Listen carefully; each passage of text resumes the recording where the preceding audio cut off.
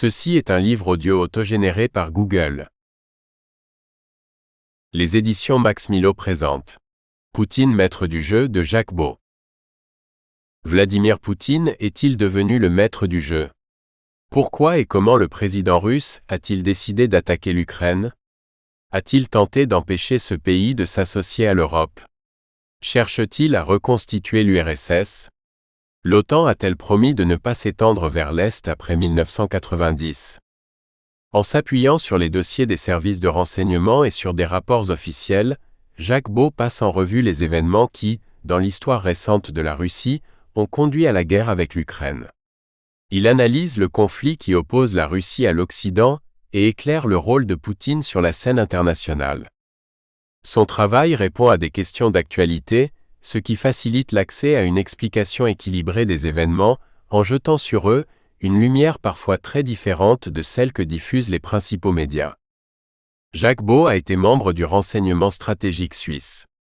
Spécialiste des pays de l'Est et chef de la doctrine des opérations de la paix des Nations Unies, il a été engagé dans des négociations avec les plus hauts responsables de l'armée et du renseignement russe juste après la chute de l'URSS.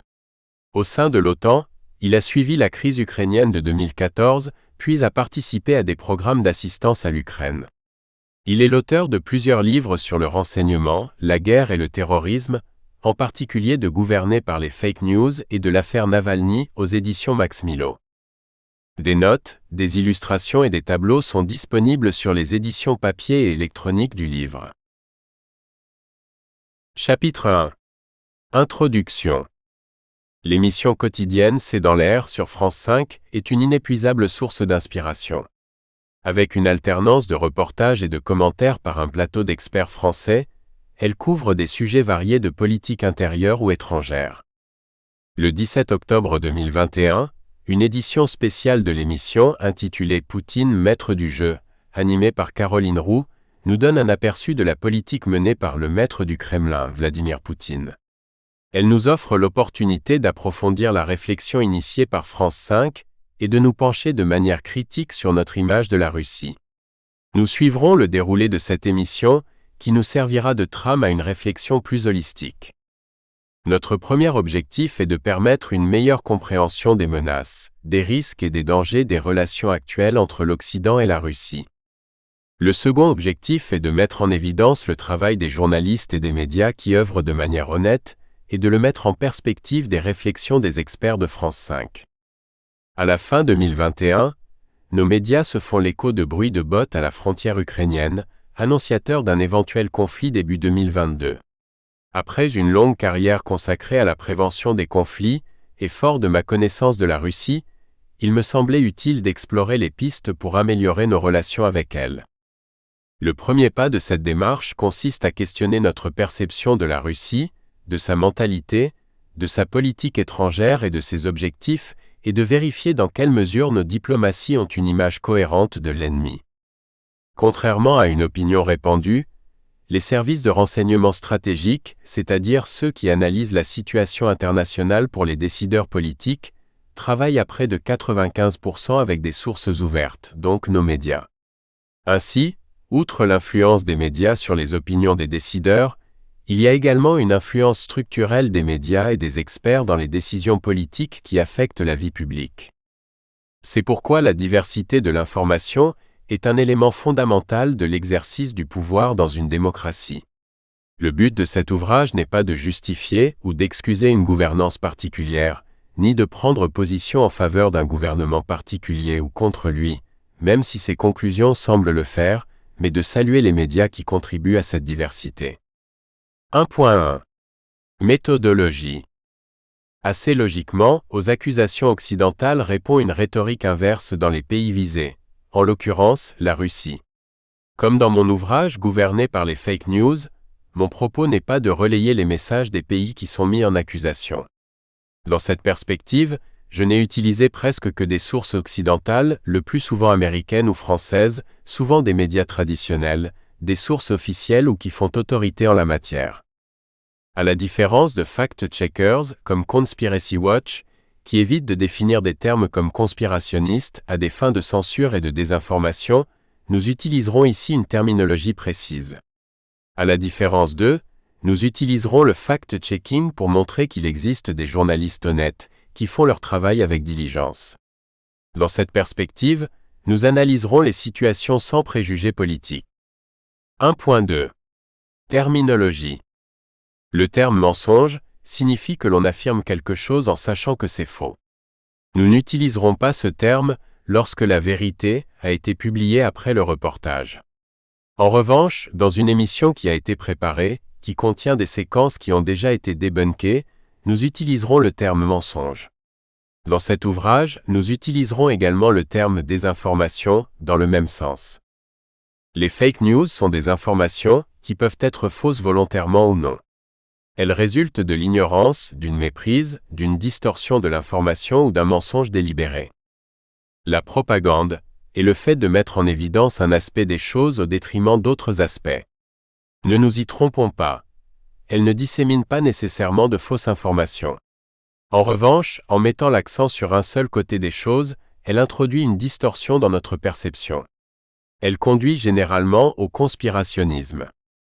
Le complotisme ou conspirationnisme consiste à créer un narratif à partir d'informations partielles, d'hypothèses ou de suspicions traitées comme des faits et assemblées en fonction d'une logique arbitraire. Parce qu'il crée une histoire à partir d'éléments disparates, le conspirationnisme peut combiner des éléments de propagande avec de fausses informations et de la désinformation.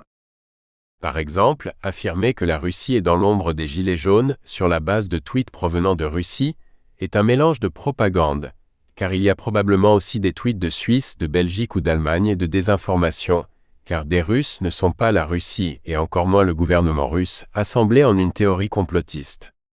Le point faible des théories complotistes est généralement l'objectif qu'on leur prête. Dans quel but? Nous parlerons de manque d'intégrité lorsqu'une personne traite une supposition comme un fait, laissant parler ses préjugés ou ignorant de manière autoritaire des explications alternatives pour porter des accusations. Chapitre 2. La politique étrangère de Vladimir Poutine. 2.1. Vladimir Poutine cherche-t-il à reconstituer l'URSS? Non. L'URSS était un État marxiste, dont la raison d'être était de promouvoir la dynamique de la lutte des classes dans le monde. La Russie de Vladimir Poutine est un État d'économie libérale, fondamentalement différent au niveau de son idéologie et de son fonctionnement. On l'accuse de manière récurrente de regretter l'ex-URSS et d'avoir déclaré que la destruction de l'URSS fut la plus grande catastrophe géopolitique de l'histoire du XXe siècle. Cette phrase revient périodiquement dans les médias comme Le Monde, Le Figaro ou France 24 et naturellement France 5 pour expliquer sa nostalgie de l'URSS et son ambition de retrouver sa grandeur. C'est factuellement faux et politiquement mensonger.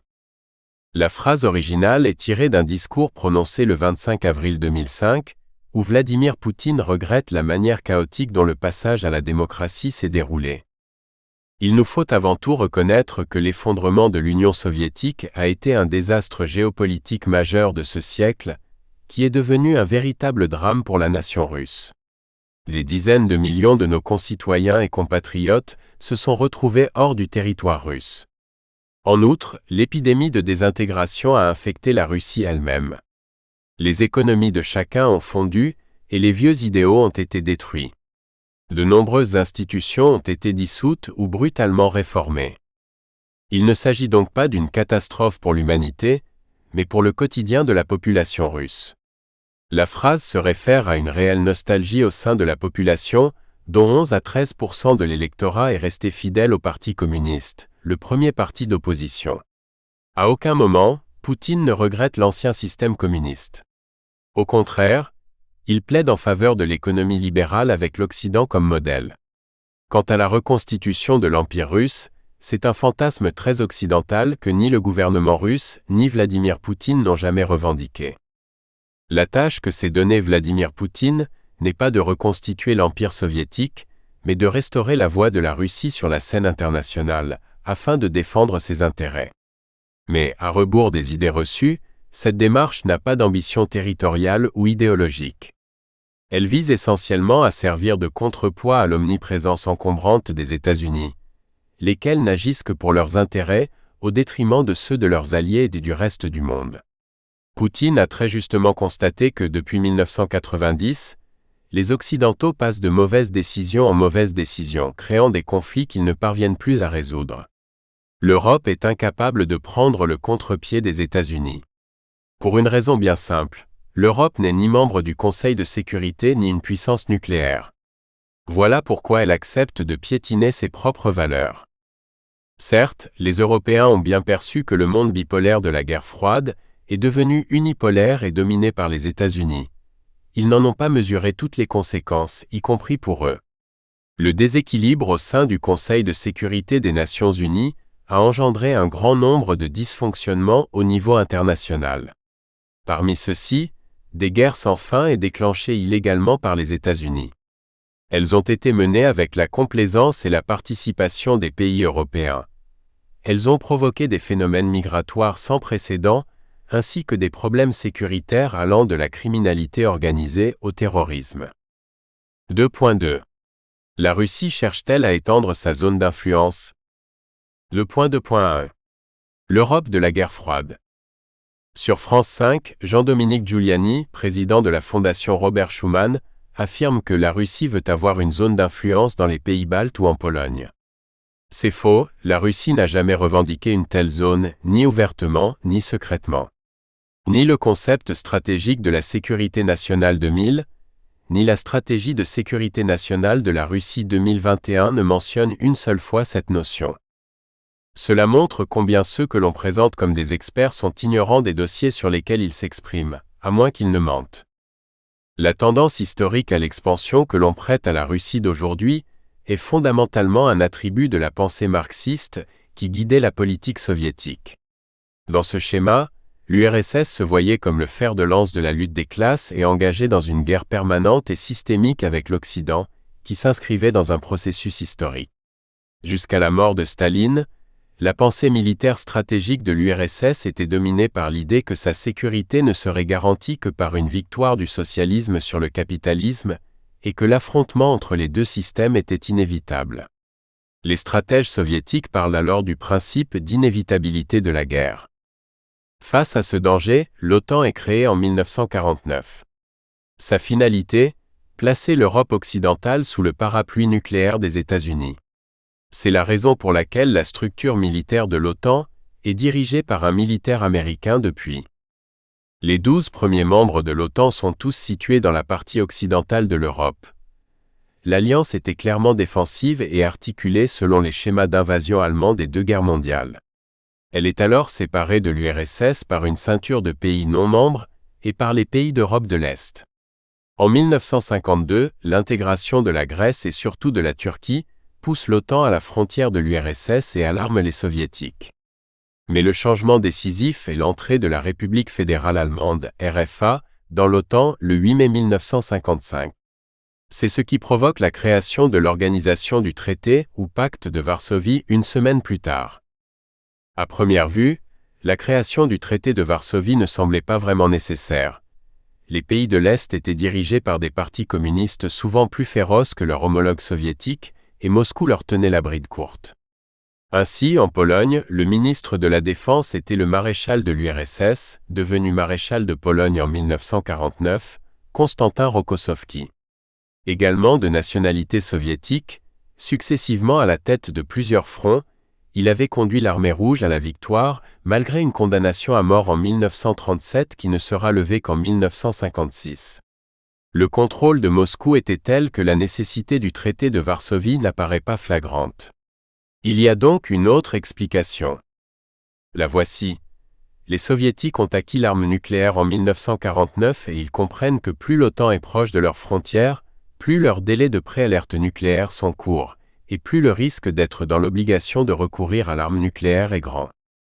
La raison d'être du pacte de Varsovie est donc de constituer une zone tampon formée par les pays de l'Est, Allemagne de l'Est, Pologne, Tchécoslovaquie, Hongrie, Roumanie.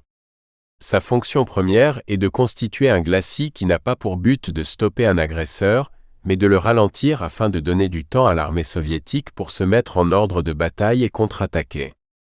Victime de plusieurs tentatives d'invasion en 2 siècles 1812, 1918 à 1922 et 1941 à 1945, sans compter la révolution de 1917, instigée par l'Allemagne. Les Russes ont gardé une profonde méfiance envers les Occidentaux qui ont toujours la fâcheuse tendance de déclencher des guerres un peu partout.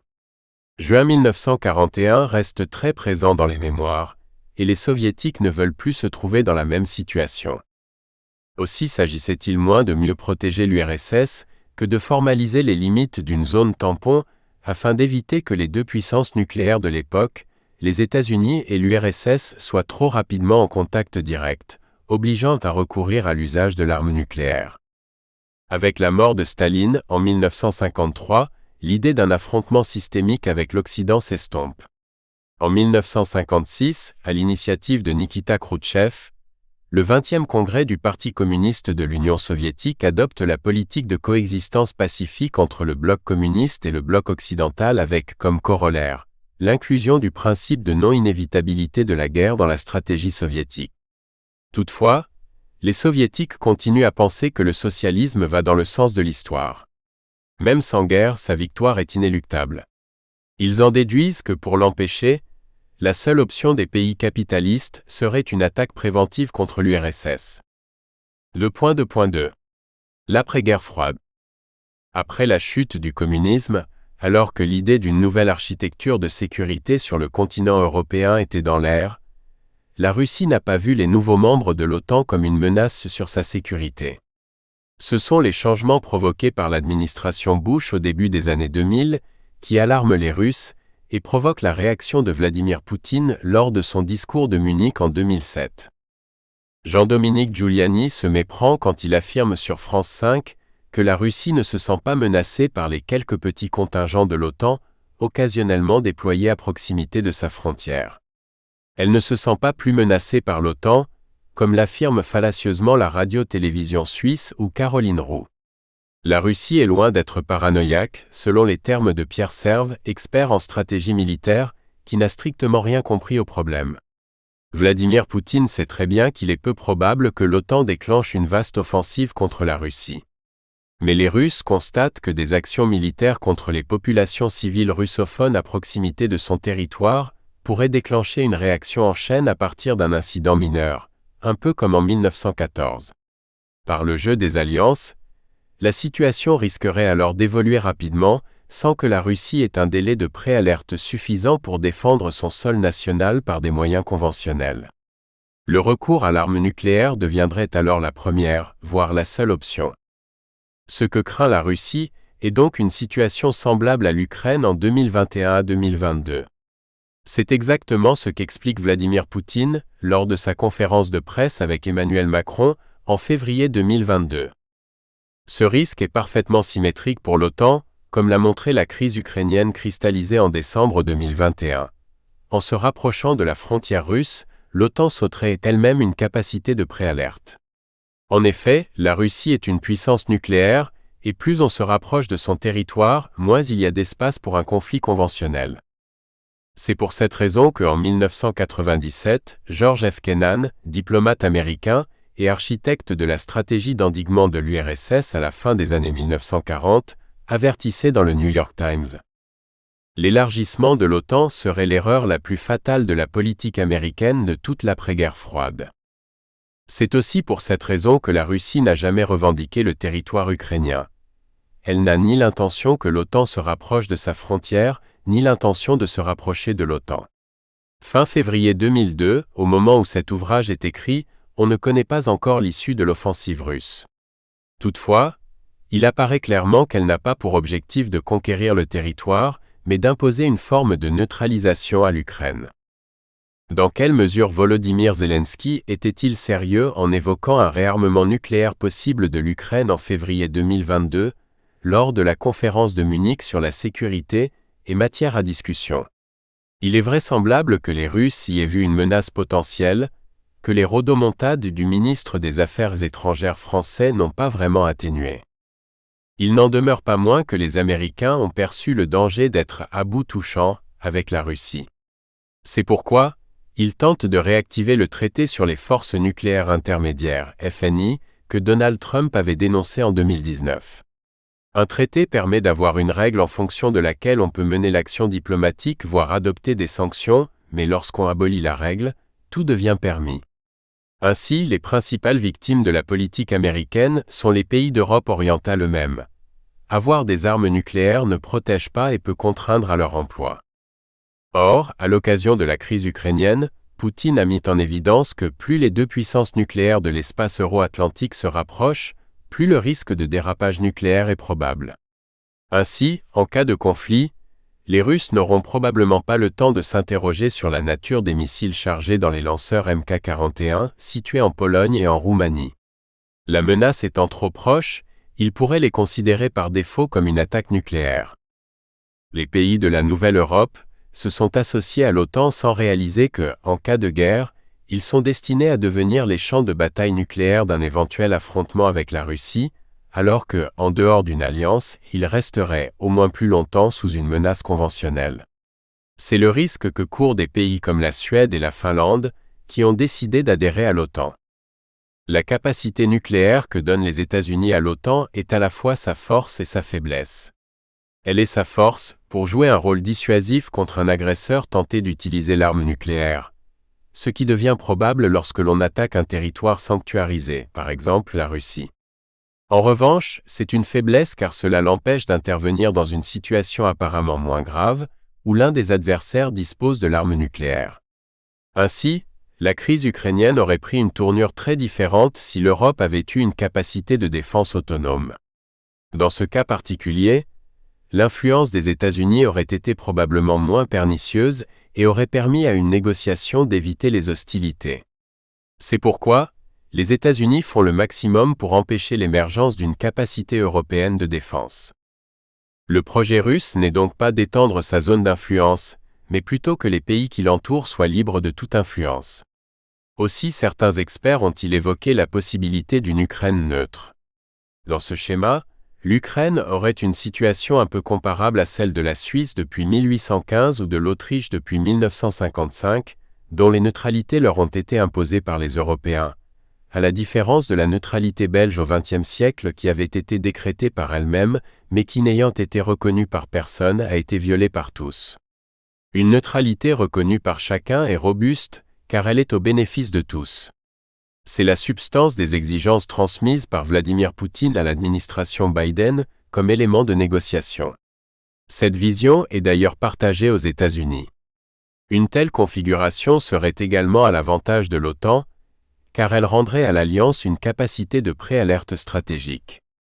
Il est à noter que le terme de finlandisation, utilisé lors de la conférence de presse d'Emmanuel Macron et Volodymyr Zelensky, était alors inapproprié. Le terme finlandisation n'est pas synonyme de neutralisation, mais se réfère à la situation de la Finlande durant la guerre froide, qui avait alors une politique de neutralité résultant d'un accord avec l'URSS à la fin de la Seconde Guerre mondiale.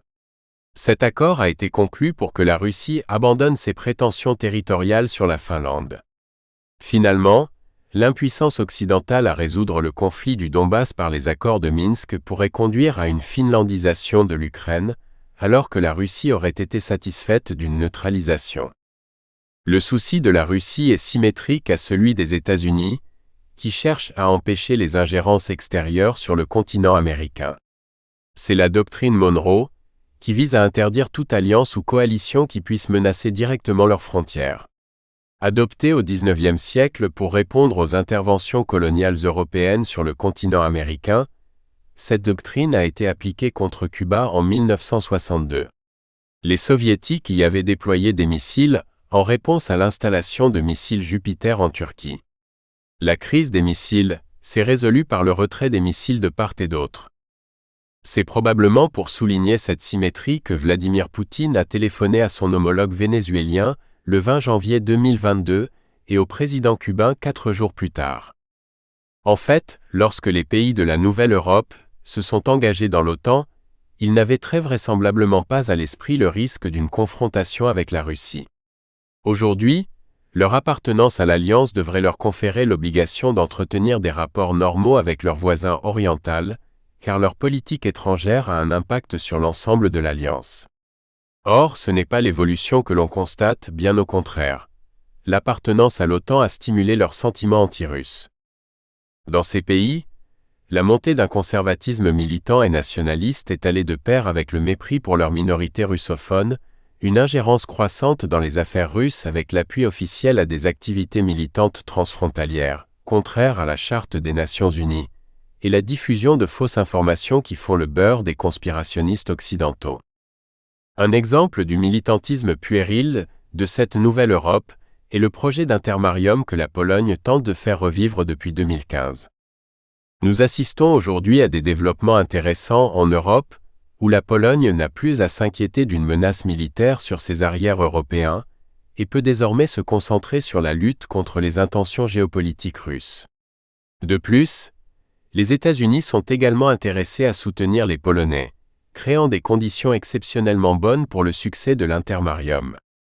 L'Intermarium est une sorte d'alliance politico-militaire qui rassemblerait les pays de la Baltique à la mer Noire, avec pour objectif d'isoler la Russie.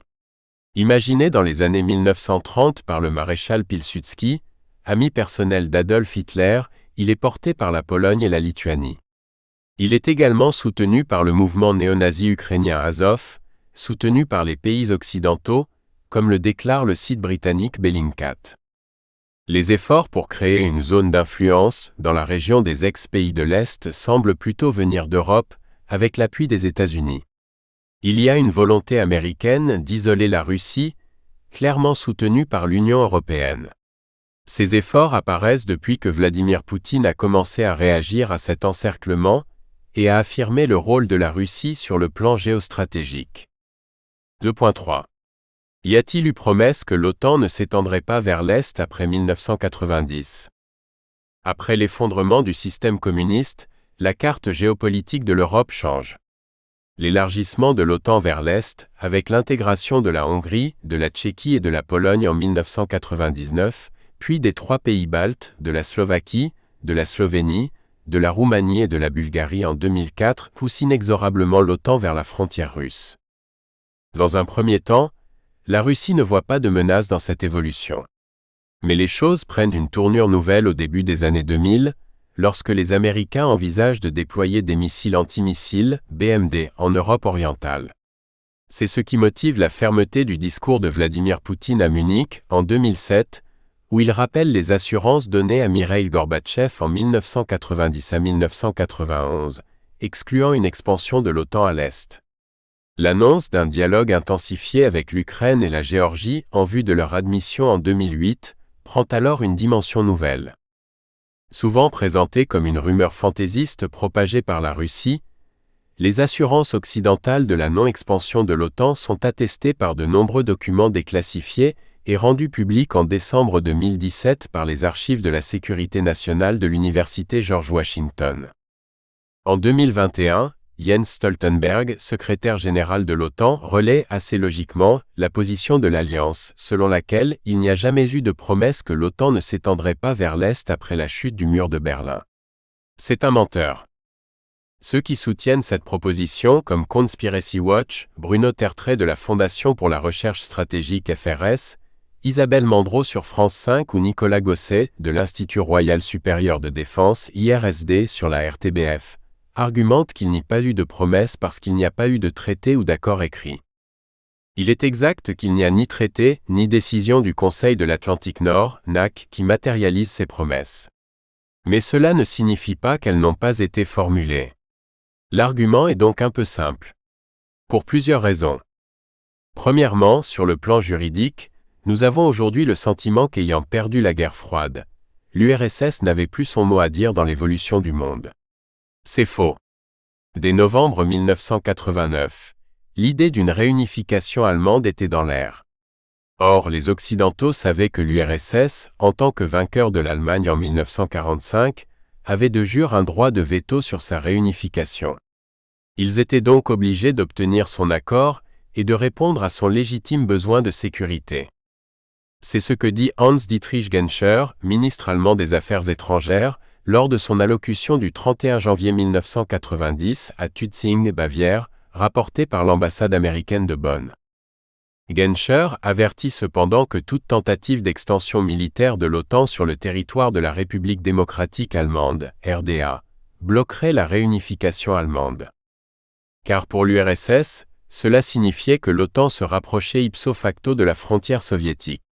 À ce stade, le traité de Varsovie existait encore, et la doctrine de l'OTAN était inchangée. Il était donc légitime pour lui. Nous espérons que vous avez apprécié cet aperçu. Pour continuer à écouter ce livre audio sur Google Play Livres, utilisez le lien dans la description de la vidéo.